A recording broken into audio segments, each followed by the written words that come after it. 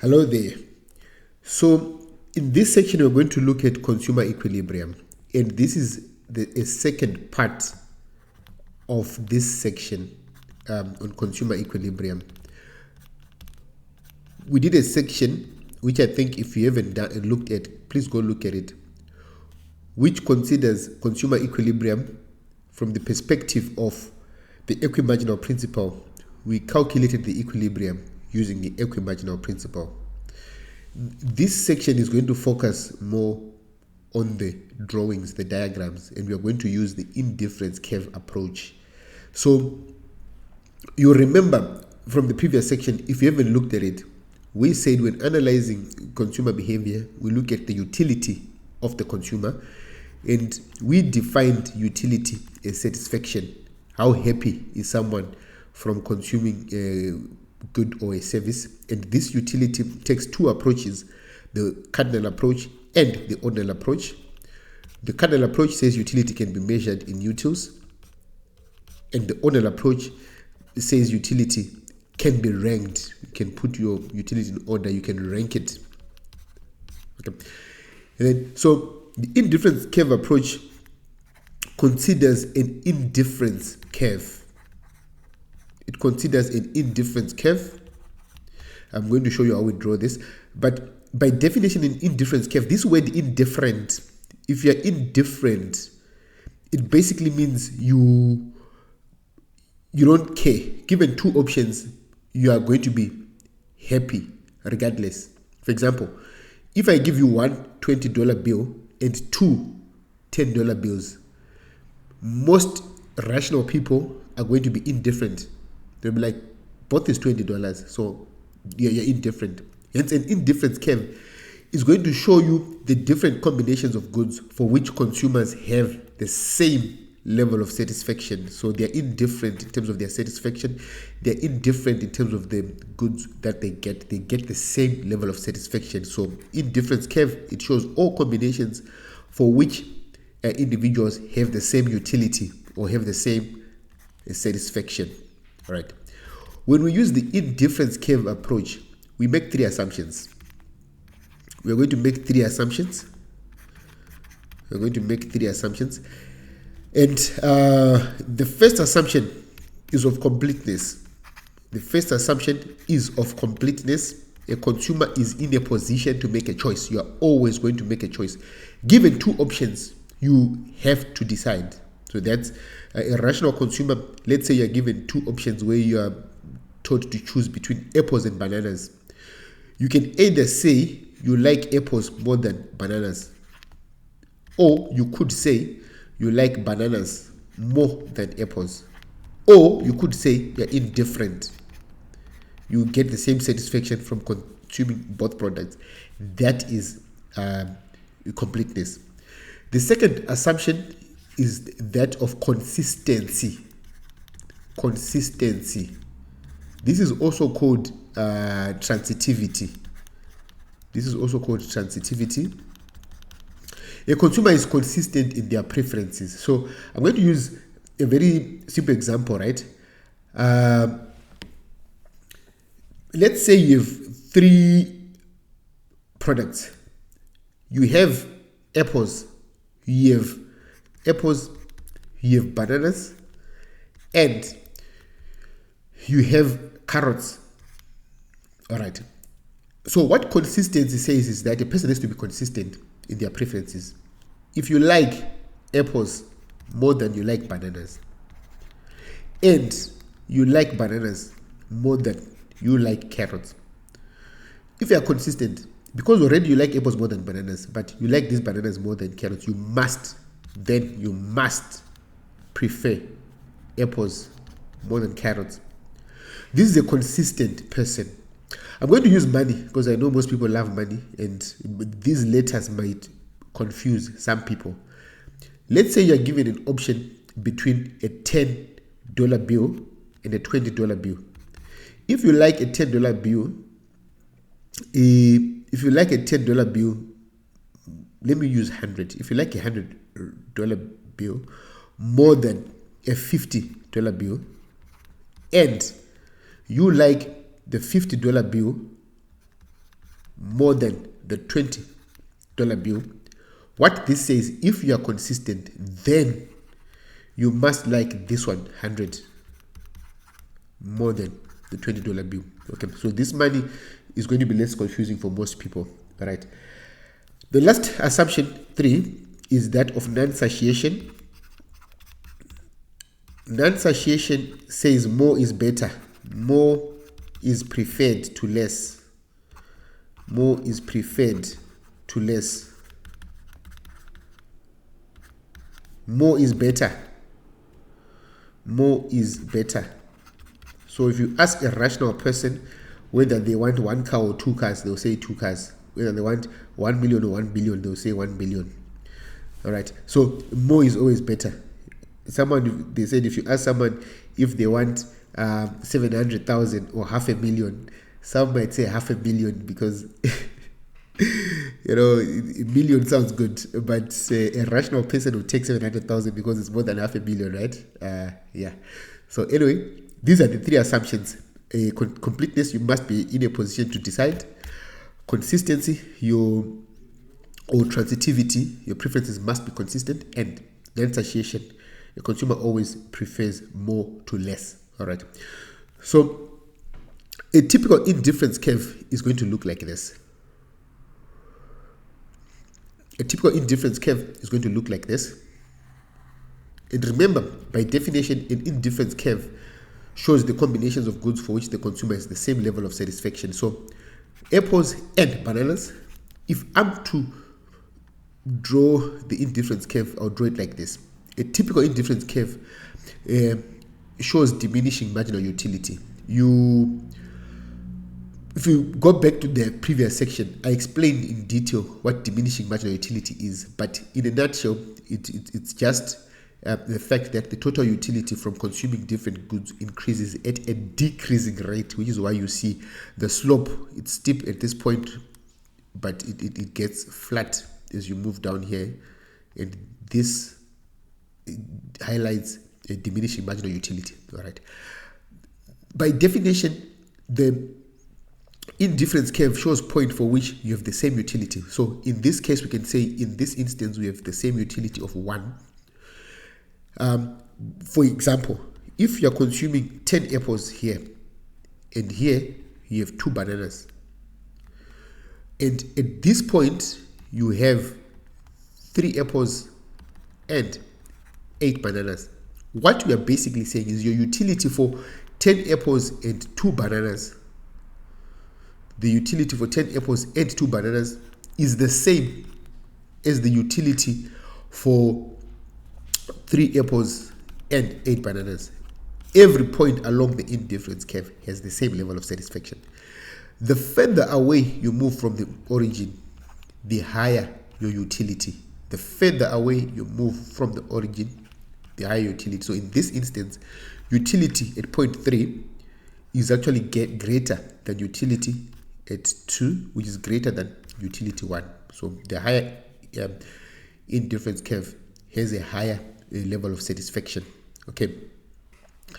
And because of the 3 assumptions that we made, indifference curves will never cross. Because of the assumptions that we made, indifference curves will never cross. So this, we have apples here and we have bananas here. You must draw your indifference curves like this. The moment you draw your indifference curves like this,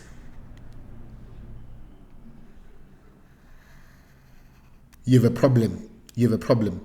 Let me give a different point. Let me label these points. Let's say this point, let me call it point E. Let me call this F, and let me call this point G. All right, and I'm going to label this indifference curve 1, and I'm going to label this indifference curve 2 for ease of reference. Right. Now, according to the definition of an indifference curve, E and G are on the same indifference curve. I hope you can see that. Hence, E and G have the same utility. Also, E and F are on the same indifference curve. So E and F have the same utility. It then follows from transitivity. Then it should follow that G and F have the same utility. This follows from consistency or transitivity. This follows from consistency or transitivity. These spellings. All right. So this should be consistent. However, you see that at any point F has less than point G. Point G has more goods than point F. And then according to Nonsatiation,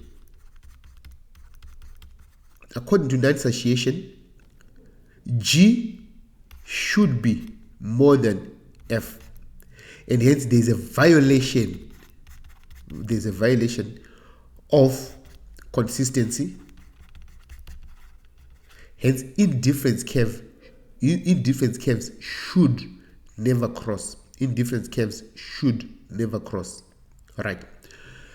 So make sure you understand that. If you get confused, stop it, go back to the assumptions, try and understand this.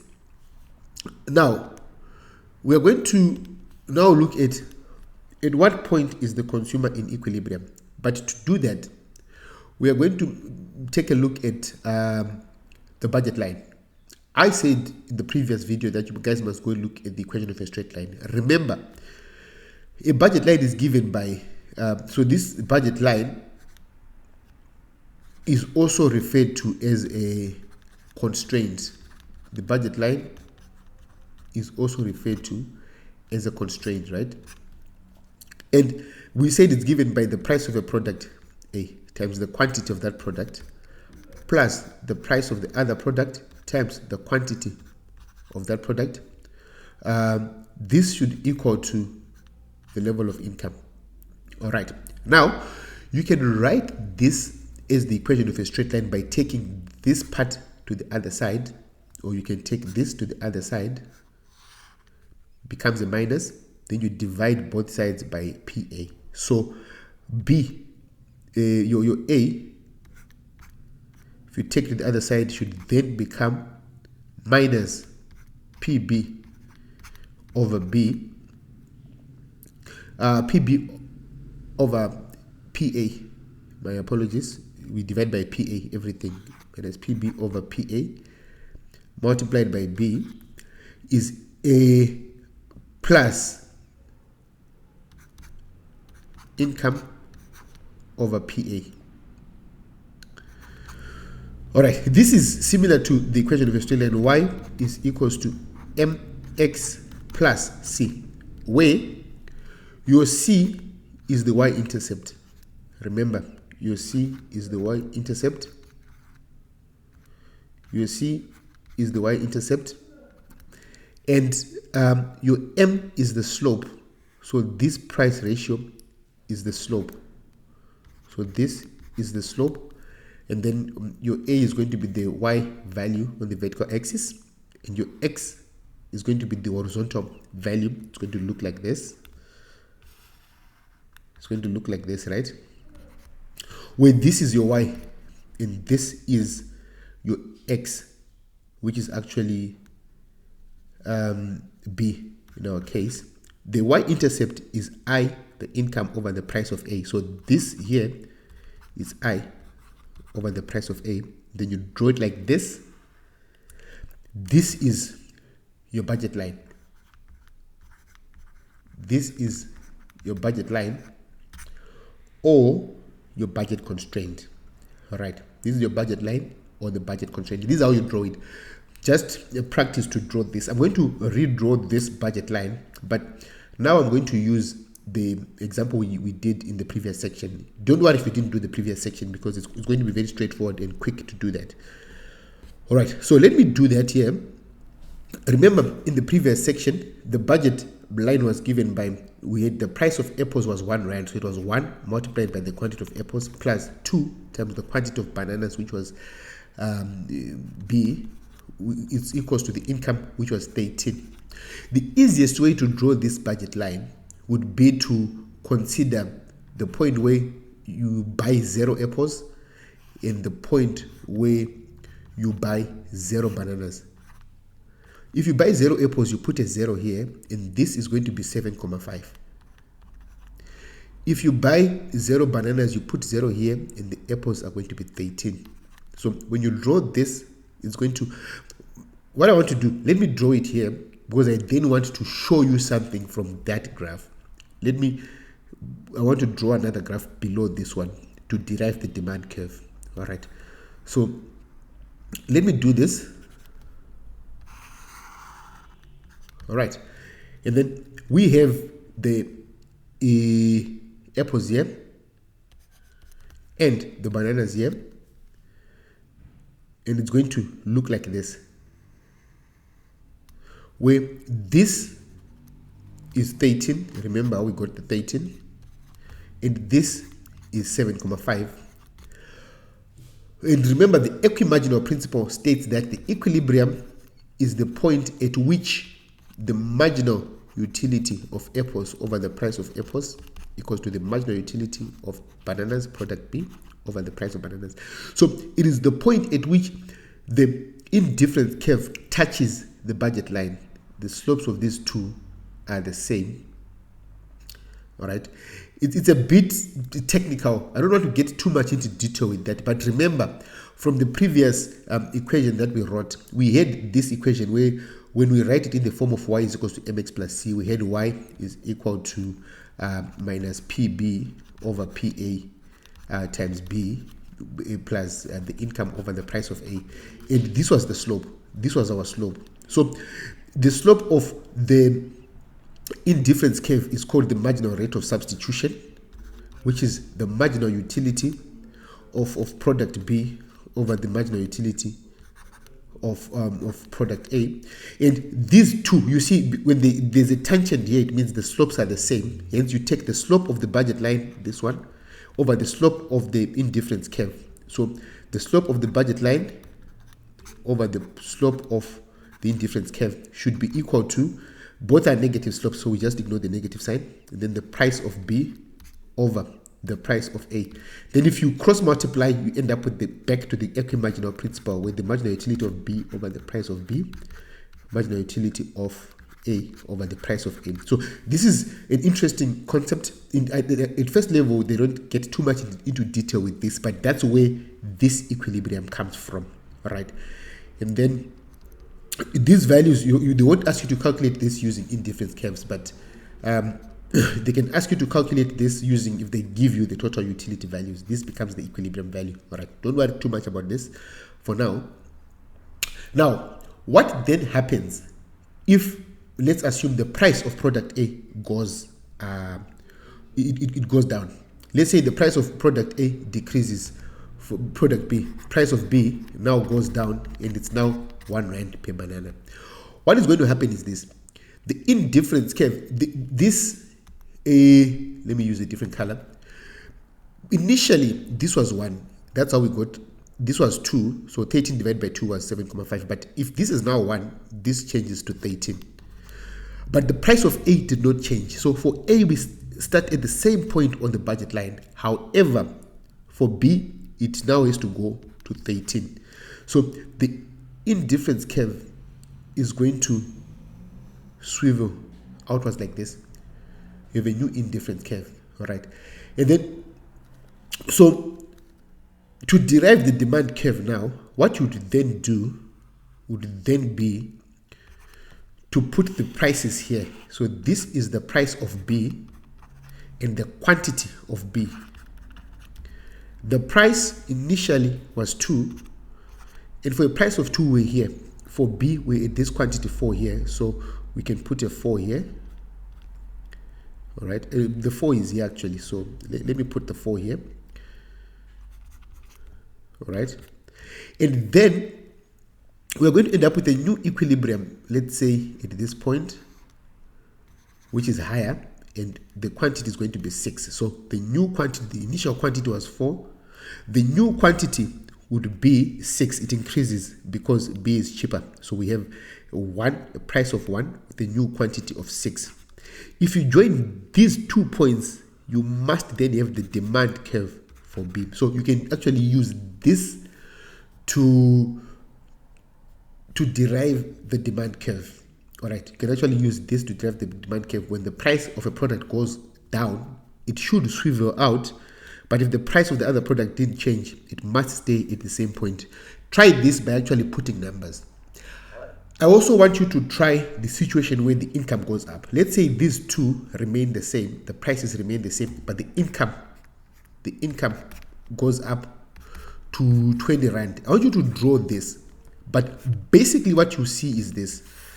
When the income goes up, the budget line is going to shift all of it outside. It's a parallel shift. It's going to shift outwards like this. This is A, this is B, and you're going to have an increase in the consumption of both products.